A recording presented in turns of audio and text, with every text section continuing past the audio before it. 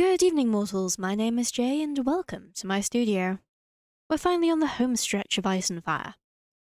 In this episode, I'm going to take you on a bit of a whirlwind tour of all the other creatures in Ice and Fire. And boy, are there quite a few.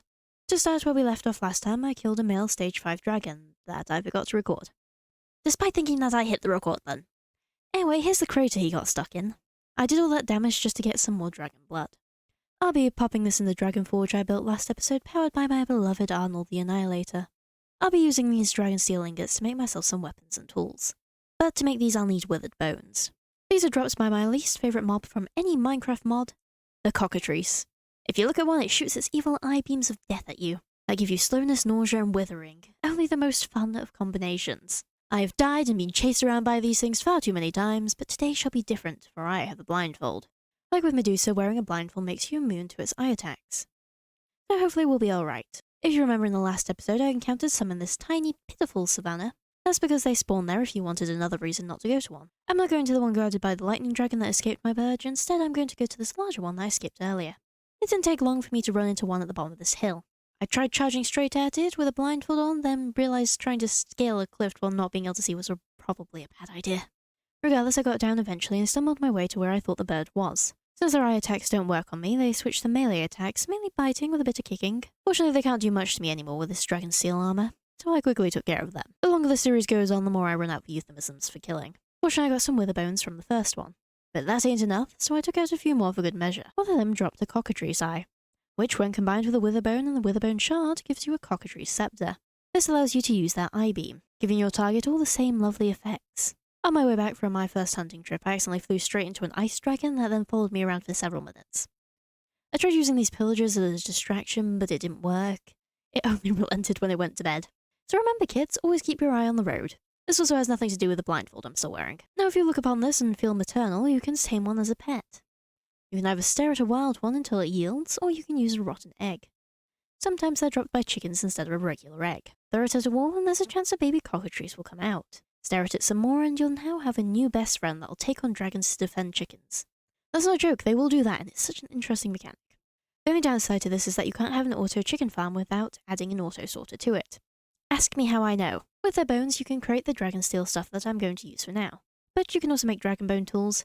But who cares about bone tools when I can have a massive freaking axe? Look at this! All the weapons set things on fire if you use the fire dragon steel like me. Ice steel freezes things and lightning steel strikes things with lightning. The axe also does 30 damage. So yeah, that's nice.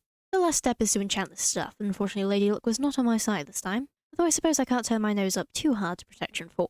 Since I'm basically indestructible now, I wanted to face off with an old foe.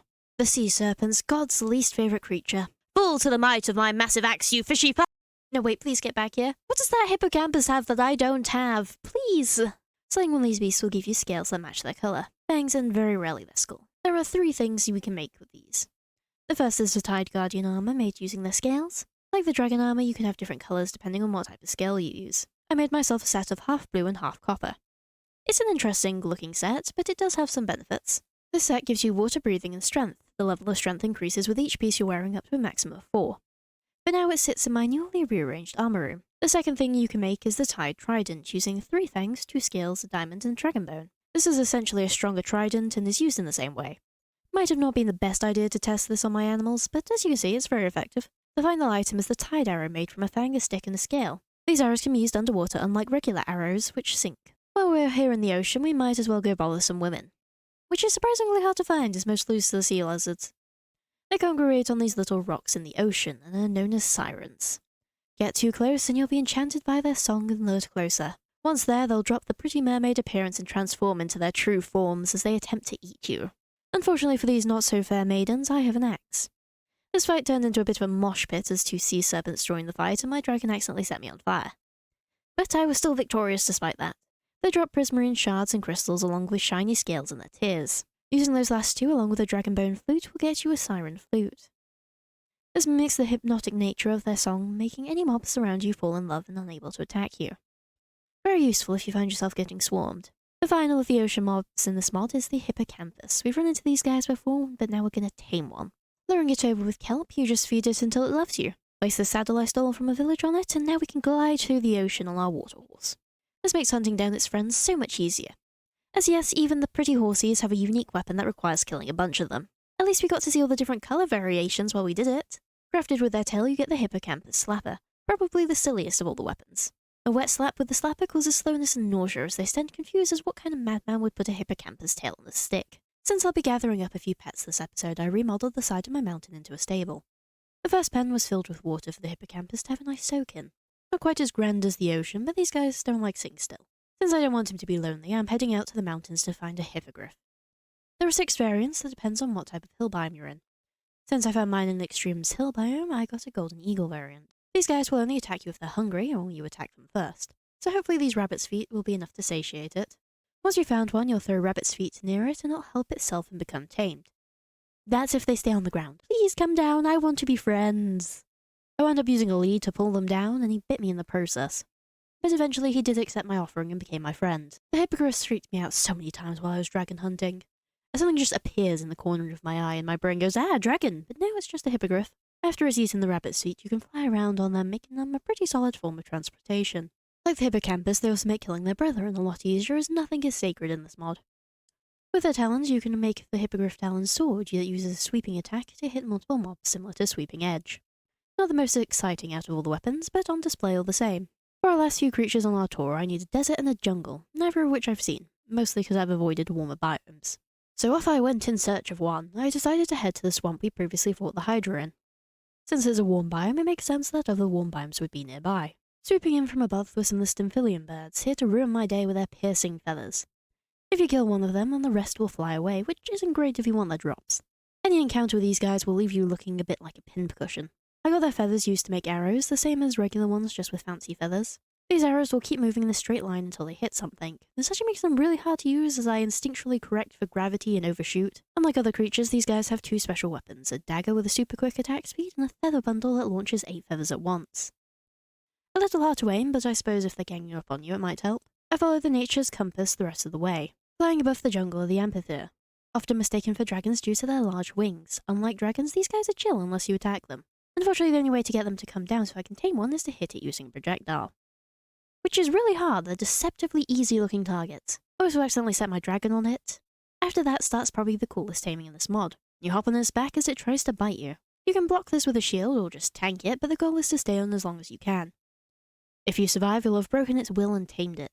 Saddle up and soar through the sky. These guys are very pretty and have some nice colorways. They're also incredibly quick, so I rode him home in record time. On my way back towards the desert, I accidentally ran into the ice dragon I'd been avoiding. So if you wanted to see me fight one of those, I guess now's the time. I dispatched him rather quickly and could continue on to the desert. The final creature I want as a pet is a death worm. Grotesque little worms that burrow their way through the sands of the desert. They'll fire their tongue at you, dealing a fair bit of damage. Larger ones will try and body slam you, sending sand flying. Fortunately, they're a bit rarer, so you'll usually just get the little ones snipping at your heels as you try and get sand for your house. But these creatures have one major weakness. They love, more than anything else in the world, the tasty, succulent taste of TNT. Throw some down and watch them blow. Morbidly entertaining.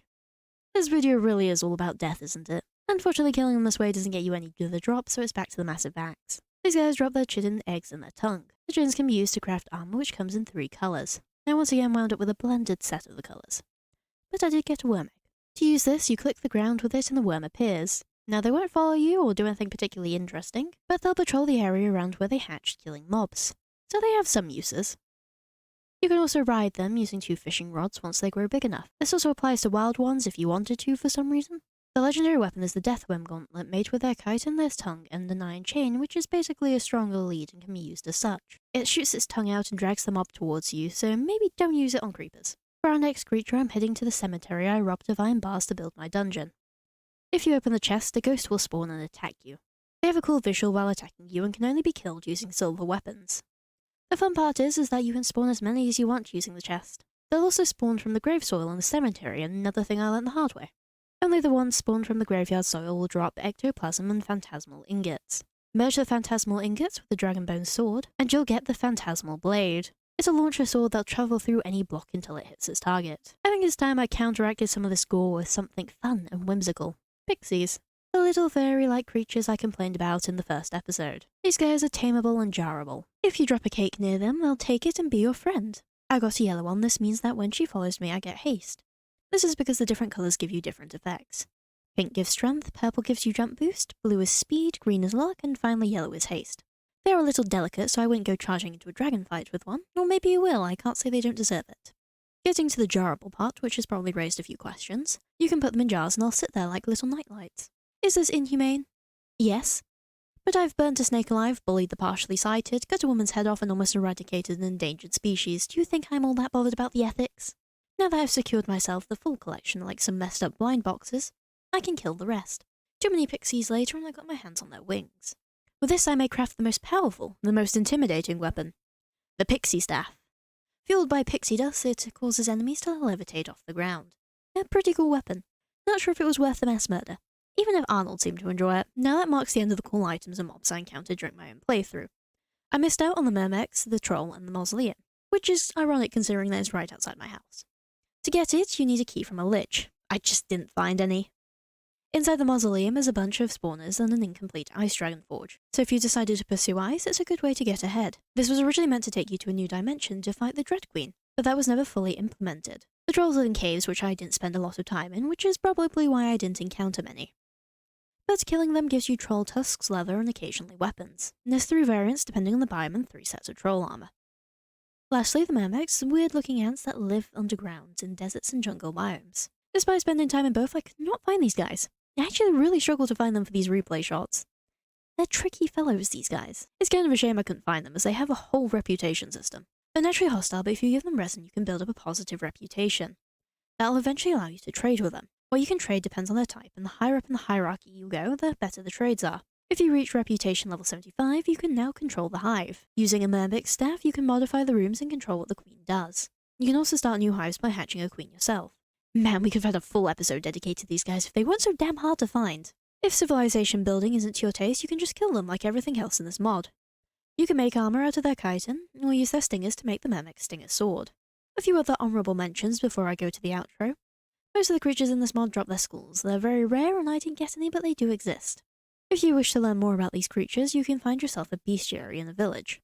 Using the manuscripts you get in various chests, you can unlock pages on the different creatures. This is a pretty cool way to approach the mod book that's become somewhat standard these days.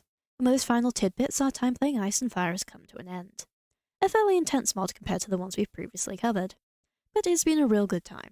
So much passion and effort has been put into all these creatures, making them some of the most well-developed I've seen in a Minecraft mod.